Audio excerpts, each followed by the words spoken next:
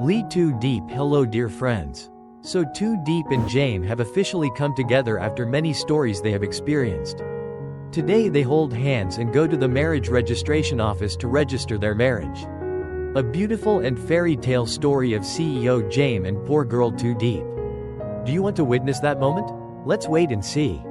Tu Diep sat in front of the mirror, gently brushing her hair that had finally grown back after months of battling illness.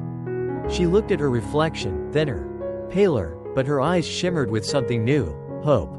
Outside the window, the morning sunlight filtered through the leaves, casting a warm glow into the house that was finally nearing completion. That house, much like her life, had weathered storms and now stood ready for peace.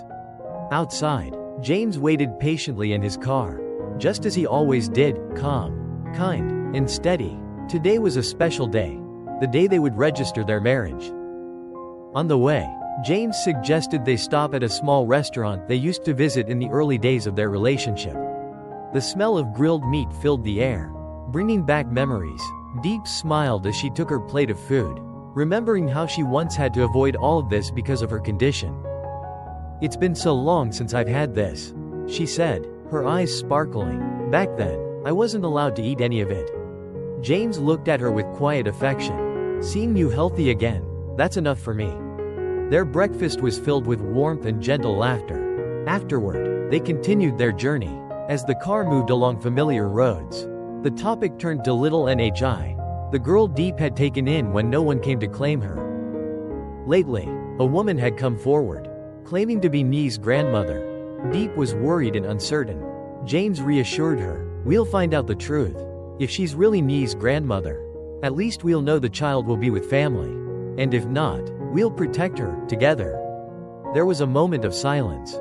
Not uncomfortable, but heavy with the realization that they were becoming a family, not just in paperwork, but in love and responsibility. They arrived at the local administrative office and met with Mr. Lee, a close friend of James and a trusted officer. James spoke clearly and calmly. "We're here today not only to ask for help verifying the woman who claims to be Nhi's grandmother, but also, we're here to register our marriage." Mr. Lee chuckled. "So, the day has finally come?" Diep blushed and looked down. James held her hand a little tighter. In a quiet room, papers were signed, pens glided across documents, and hearts beat faster with the weight of a lifelong promise. As they stepped outside, the noonday sun blanketed the steps in gold, as if blessing the new beginning. James leaned closer and whispered, "From today, we are officially a family." On the way back, they visited their farm, a dream they'd been building together.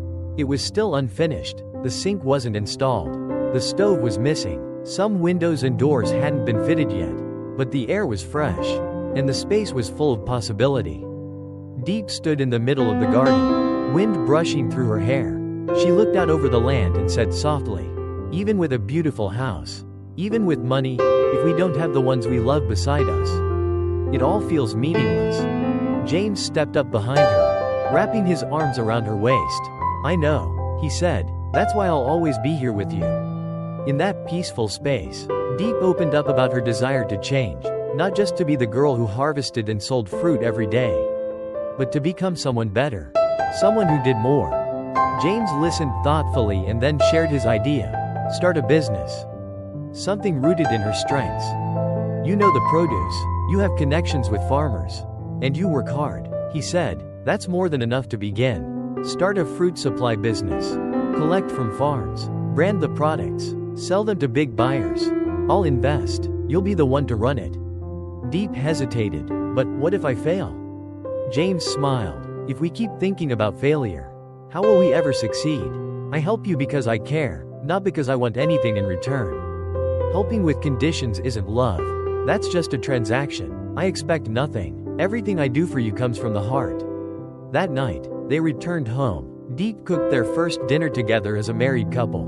Little Nhi wandered around the house, happily chatting about going to the market and being bathed by Aunt Huyen. The house was alive with laughter.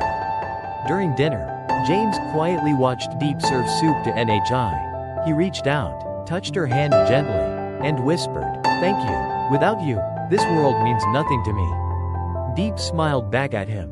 her hand resting softly on Ni's head.